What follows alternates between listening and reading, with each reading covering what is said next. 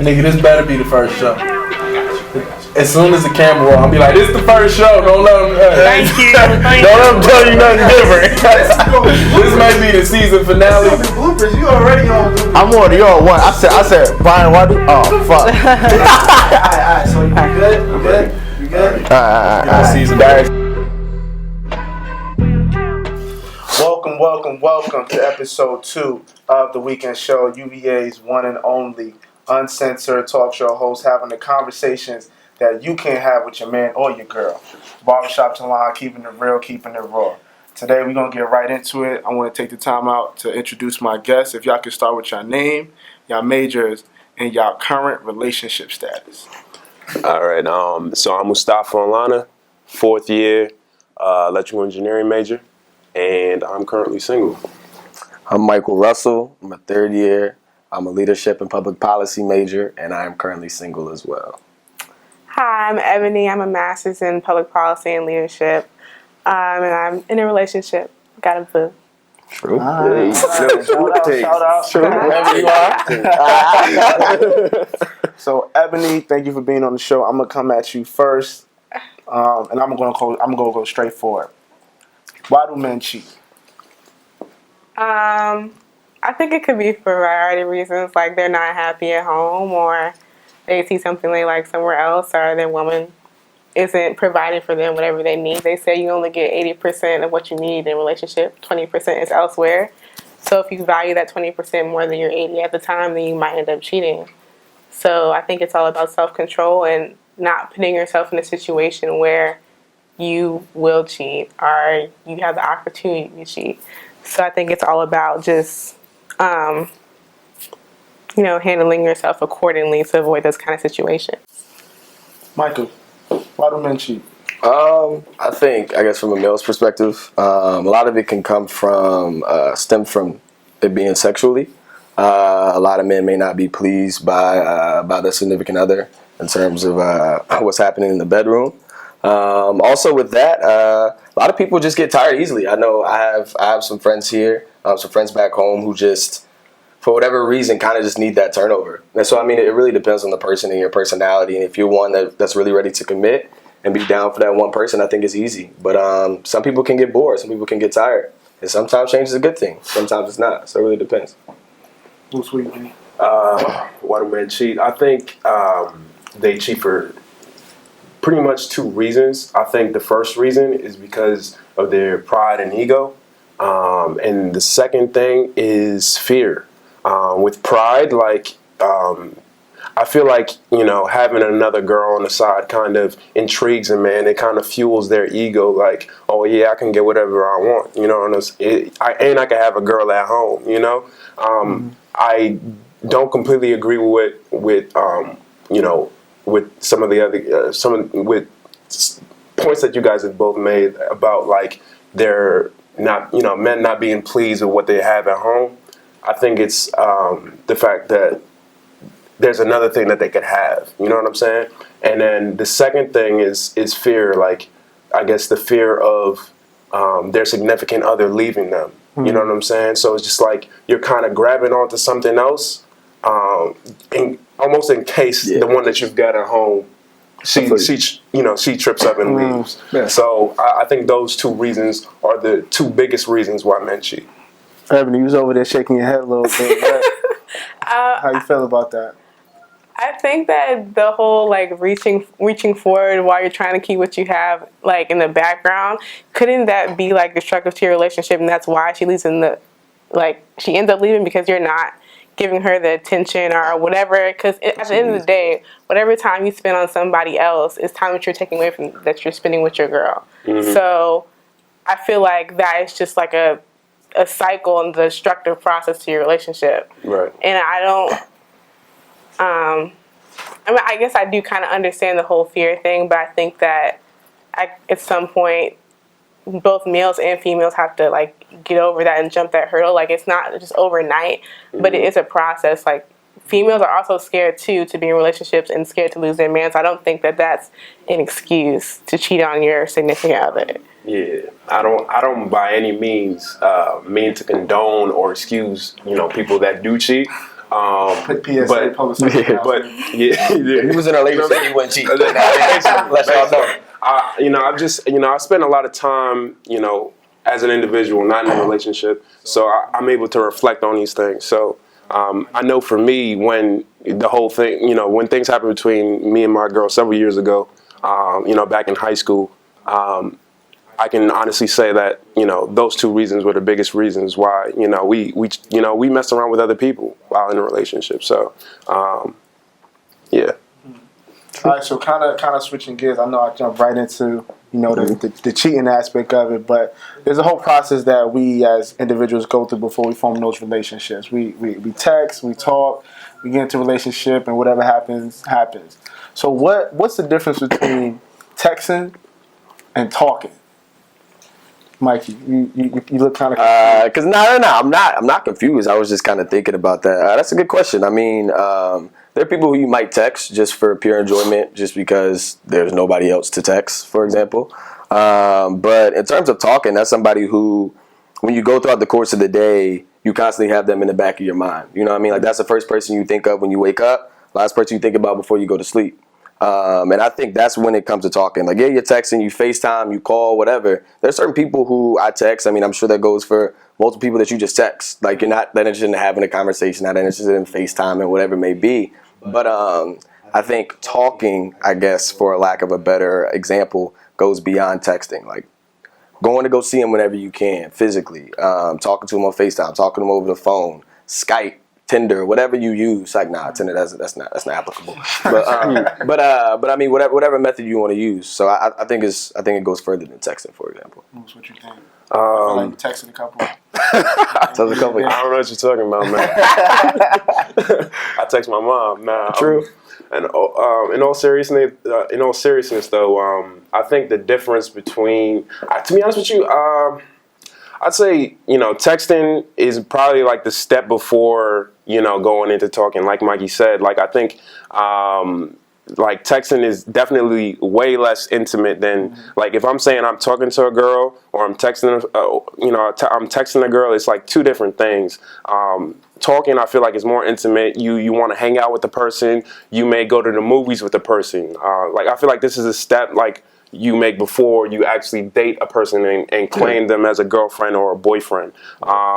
And then texting is you just kind of entertaining like the idea of possibly talking to them. You might, like, at the end of the day, you could still end up having sex with this person. You know what I'm saying? Like, but while you're texting them, it's not like you're dating them. Like, Or like you're looking for some more. You know what I'm saying? Like, it could just be like on some just chill shit. Yeah.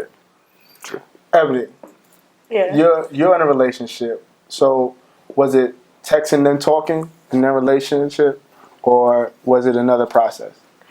So with my boyfriend now, I feel like we had more of like a grown up kind of process and like the texting talking thing, and I think that that was much better because I think texting and talking is really ambiguous, and people sometimes get the wrong idea about what the other person wants out of this relationship. So our process was basically like we knew each other in high school already, so we kind of already had like a little foundation.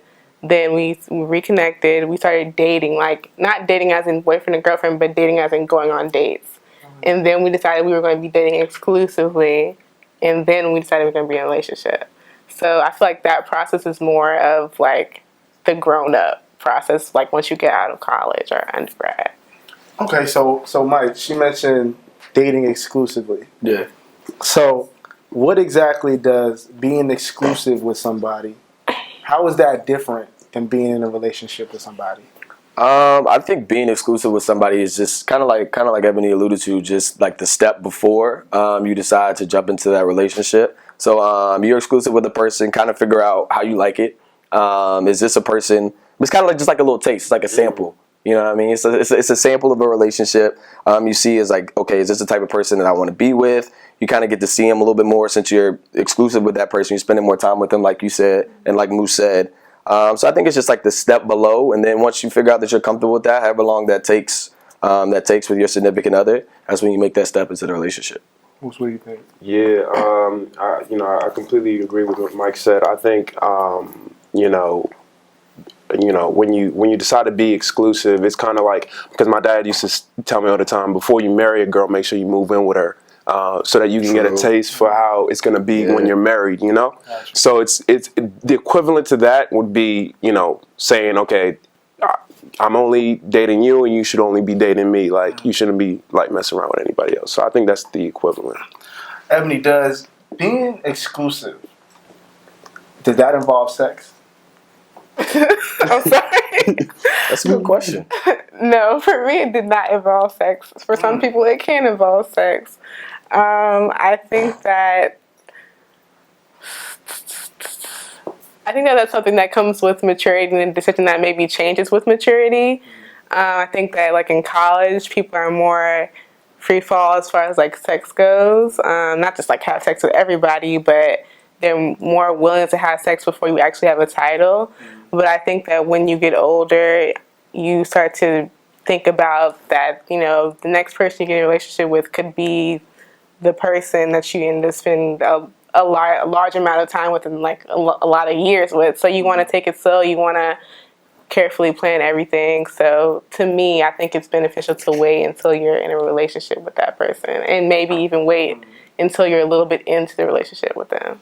So does everybody on the panel agree with that? Essentially, I feel like you know, sex is like a different conversation entirely. Because like, you could just be texting a person and you could have sex with them. You know what I'm saying? You could you know what I'm saying, be dating somebody and have sex with them. You could just be exclusive and have sex with them. I feel like sex is a whole different conversation. I would agree. Okay, so kind of moving on off topic a little bit. Talking about UVA or PWI, they love to say that UVA, we have our own little bubble.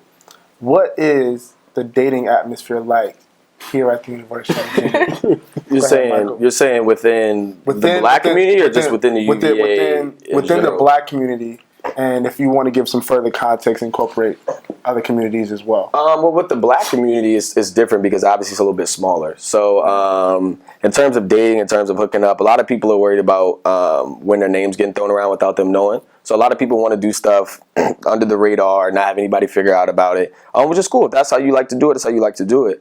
So I think that's what makes it different about the black community. As a community as a whole, I think it honestly really depends. Like, I don't think that necessarily changes. I think within your circles, you want to make sure that that if you're being linked with somebody, like if you're like, oh, like Mikey's talking to her over there, like you want to be proud that you're talking to that girl. You don't want something to come out that you're with or talking or hooking up with whoever else, having sex with whoever else, and you're not really feeling that person like that. So I mean, the dating of course comes in a little bit after that, but of course it's college. So I mean, college is a little bit different. I mean, like kind of we said earlier, so it's more free, more freelance, kind of get with whoever you want to get with in the time you have now, because I guess the message we've been taught is this is the time to do it, as opposed to when you're 30. It's more socially acceptable. Right. Ebony, how you feel about that? So you've been here for going on 5 years. Yeah. So what's the atmosphere like here? I just feel like people are probably not ready to date here, because especially with the guys, there's like a small pool of like guys that most girls consider attractive, and I think that the guys that are considered attractive know that. And there's a lot of girls, here that are very beautiful. So I can't really necessarily blame the guys here for wanting to, you know, flirt around with all these different girls, because they're also pretty.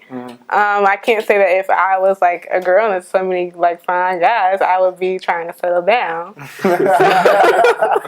I just don't think it's the best atmosphere, especially if you're just trying to date like a black person. It's the best atmosphere to foster a relationship. Since I've been here, I haven't seen that many relationships, and the ones that I have seen, I've seen turmoil within those, and then some successful ones, but those are like few and far between. But not saying that I discourage anybody to date, but I think that you should just definitely keep your options open. You know, focus on developing yourself. So Moose, with Black Alumni Weekend coming up, So given to the point that Ebony said in terms of UVA now currently isn't really it's not a dating threshold. Period. You don't really do that here. Nah. Black Alumni Weekend's coming up, and I think you and I both know individuals that were here back in the 80s, Right. 70s, that came to UVA, they connected, they fell in love with each other, they grew up with each other, now they're together.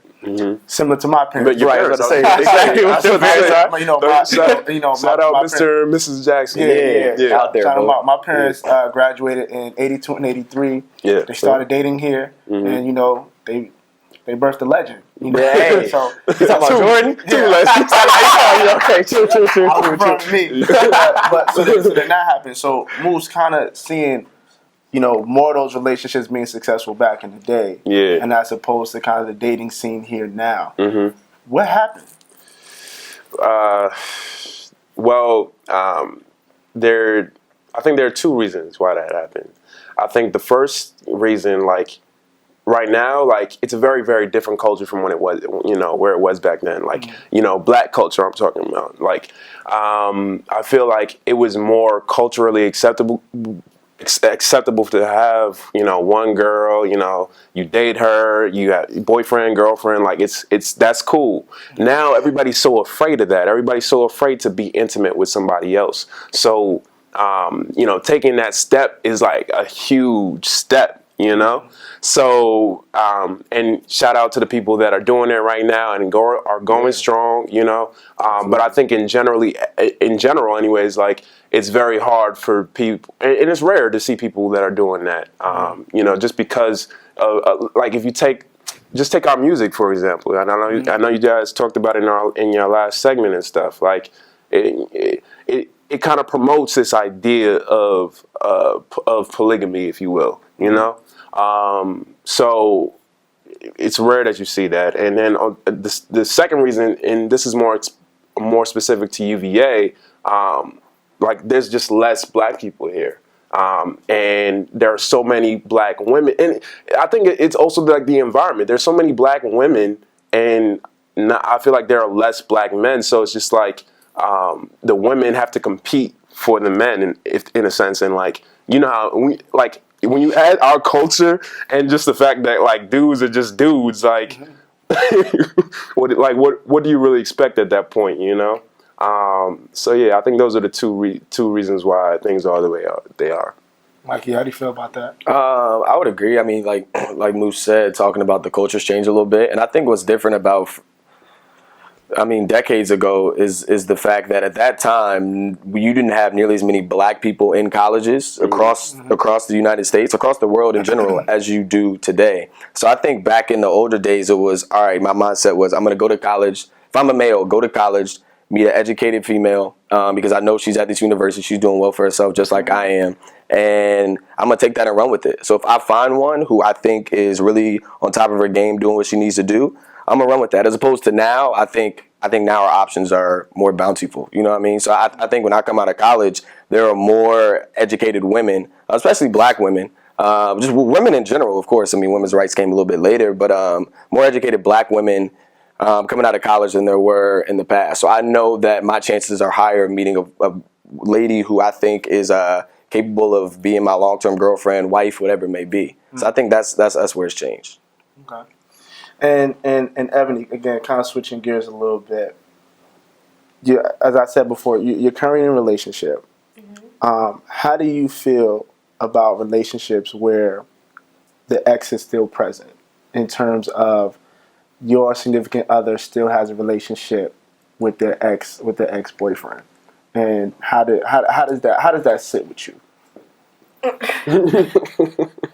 Well, my boyfriend doesn't have an ex-girlfriend, but I would say that I would not feel comfortable with him parlaying or chatting it up with his ex-girlfriend on a regular basis. And I don't think that, I think that when you get in a relationship, you have friends that, you had feelings for or whatever, but sometimes you have to, like, not cut them off, because they're still your friends, but you have to limit your contact with them and the type of contact that you have with them. So there's no, like, going over and chilling at late night or anything like that, because, like, that just sets you up. Like I said earlier, you need to avoid a situation that could bring you into some kind of cheating scenario. So I just for me, I try to limit my contact with people that I, had feelings for in the past. Now that I have a boyfriend, we're still cool, but there has to be that barrier. Okay. Mikey, you was nodding your head. Yeah, I would agree with that. I mean, I think going forward, if I'm dating anybody, you can be cordial with your ex, y'all can have respect for one another, but there's no reason y'all should be texting on a daily basis. There's no reason y'all should be calling each other on a daily basis, because I feel like that's disrespectful to me. I mean, I read that as you still have feelings for your ex. And if that's the case, then we shouldn't be doing what we're doing. And that's just really personally how I interpret that. So that's not something I would want to have to deal with a girlfriend. Yeah, I completely agree with that. I never would want to have to deal with it. If she came to me on some, I want to go over to his house late at night type shit, I'd almost allow it. And this is the reason why I'd allow it. Because let me tell you why. You guys are laughing. Who's got a camera set up in the crib? No. I'd allow it because honestly, if she does any, because I'm a very if I don't trust you, I'm definitely not going to be in a relationship with you. You know what I'm saying? Okay. And that's number one. Number two, if she does do anything with the dude, it's I'm dodging a bullet. You know what I'm saying? Because at least, I know I can't mess with this girl, and we don't need to be in a relationship if you want to hang out. I think the minute she even asked me, if she could do that, I'd be like, all right, so this is the last conversation you and I will have. Have a nice life and talk to a moose. That's you know what I mean?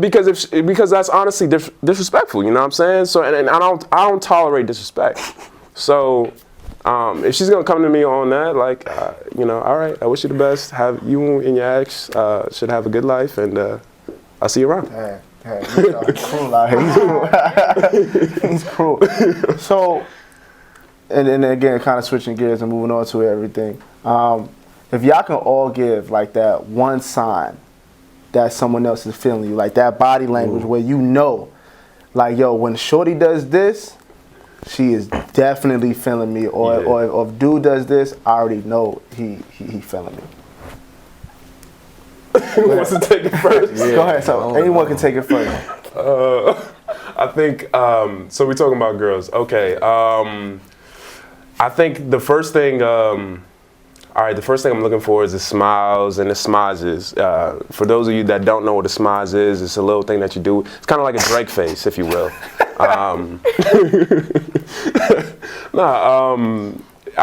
So I'm looking for the smize. I'm looking for. You never want her arms to be folded. I'm looking for. Damn. Yeah, you know what I'm saying? Yeah, specific, yo. That's real, though. No, that's real. That's real. Yeah. I'm with you. If she, and it also depends on the setting too. If she's, if we're in a party or something and she's leaned up against something, almost as if she wants me to come in, You gonna come in. You feel me? You gonna come in? Yeah, of course. I mean, I feel like that was something I didn't have to explain. Yeah. But yeah, of course you're gonna go in. So looking for that. You're looking for the smiles. You're looking for her blushing too. That's another thing. So if she looks down and stuff, But yeah, those are the simple things. Mikey, what's the sign? I would say more specifically within the college environment, just because that's where we're here right now. I would say just the amount of time you get to spend with her. You know what I mean? So as time goes on, so say Moose said, there's a party happening. If she hits you up, she's like, hey, what are you doing before? Can we pregame? Can we go together? Type thing. To make sure that she's going into the party with you, wants people to know that you're with her. And in a social setting where there are a whole bunch of people, you want to make sure that y'all are really vibing, y'all really get y'all's own time to kind of have one-on-one conversations, and it's not just her just aimlessly wandering around. So I mean, I think a lot of it starts by y'all's conversation and how often you get to have that one-on-one time even in bigger settings. Abby, what's that body language look like? I don't really know, but I guess I would say with guys I've had experiences with, usually I feel like guys will feel, I don't know, if I smile too much and I make them feel too comfortable, they usually try to come in my space and touch me, and I don't like that. Right. But I don't really know what to look for. I guess the guys kind of give you a look too, a smize, but I don't want to say guys are smizing. But I honestly don't know. I I'm pretty clueless as far as like if somebody likes me. All right, and as we get ready to wrap up the show, I'm also going to drop another heavy one on y'all. Yikes. So when we in the texting talking phase, or even when the mutually exclusive phase, when do you ask, what's your body count? Oh. Do you ever ask it? And when you do ask it, do you automatically assume that person is lying? Evan, you can take this first. I don't ask about people's body count. Mm-hmm. I just don't feel like it's really that important to me. I have done it in the past, but I stopped doing it because I no longer felt like it was important. I don't know. It doesn't matter. You're with me now, so as long as you're faithful to me and you are not carrying any kind of STDs, like. Yeah, I mean. Yeah. So a body count number. A body count number doesn't define you. There could have been like you could have had a whole phase and like for a guy slept with a lot of girls, and then now you're settling down. There could have been a number of things that could have happened in your life that could have brought you to whatever number you're at. So it's not my place to judge you. You know, I can't judge you based on what your number is. I can judge you based on the person, your character, but not based on such an arbitrary thing as a number. Okay. I've personally never asked that question without it being asked to me first. Okay. It's not a thing I really think about, mainly because if I'm trying to get to that point where I'm trying to date you, I feel like I have a good grasp on what type of person you are. And like you said, there may be like some hidden phase for 2 years where you were sleeping around with a whole bunch of dudes, but I feel like I would have a good enough grasp on your personality and, like I said, your character to know that you weren't out there sleeping with 10, 11, 12, 13, 14, however many guys it may be. So that's why I never really asked that question unless it's asked to me, mainly because I just feel like I have a good grasp on what type of person you are. So then what if she hits you with the number? And it's higher than I thought? You don't even know what I said to it say. You don't even know what to say. It's just that astronomical? It's just like, wow. What is astronomical? That's a good question. I mean higher than So I don't even know how to stand it. what's What's the astronomical number for you? I don't mean, so let me put it into better context. At 23, at 23, right? Okay. Oh, I thought at 23 years of age. Okay. What's an astronomical number For a guy. for a guy? For a guy, yeah. An astronomical number. Where it's just like, you know what? I don't care what happened to you. That's OD. That's OD. I don't care about no type of face. Like probably like 13, 14 is probably astronomical. So the teens, the low teens. Low mid-teens. This is for a guy, like going through college at 23. Low teens. Yeah, I expect you to slow down after college, though. Yeah. So low teens. Yeah. All right, Mike, what's an astronomical number for you? Oh, an astronomical number for me personally? Based on your age. Based on my age. Right now in life. What is astronomical to me is if you get to double digits. That's astronomical to me. I can't fade that. So you can't hit 10. Can't fade it. No. So if a girl comes up to you with 9, it's just 9. you're gonna say you lucky boy. It's like that. Maybe with 9. Like obviously that's a little bit higher than I personally would want. But I mean, again, it comes down, like I said, to the person that I think they are. Yeah. And I'm willing to look past it, even if it was. I guess even if it was like above like that 10 threshold, I really have to sit down and think about it. You know what I mean? Sit down with a good group of people like this and discuss my future options. But I don't know. Like I said, I think it really just comes down to the type of person that I think you are currently. Like you said, currently, and like who you are today in front of my face talking to me right now. That says more, I guess, than your body count. Right. Do you ever ask the girl what's her body count? Nah, I never ask about the girl's body count because either one, I already have an idea, or two, research. Did the research? Yeah. Well, sometimes you don't even gotta do the like. When I'm talking about it is like when you're in a community like this and it's as small as it is, like word travels fast. You know. How do you know she can sleep with somebody in a different school? What was that?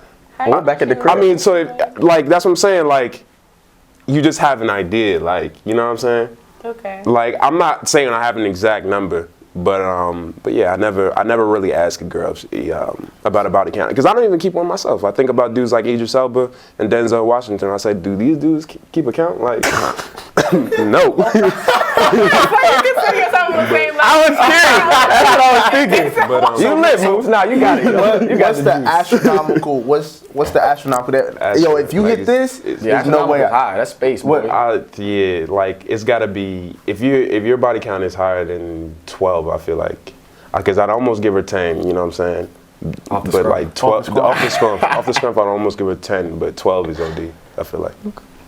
All right. Well, that's all the time we have here today. Again, the weekend show, giving you the realest conversations that you can't have with your boyfriend or your girlfriend. And with that, we out here. I want to thank the guests for coming on. Shout out Atlanta, Georgia, man. Yeah, shout What's out up? Yeah. New York in the building. The weekend show. Tune in.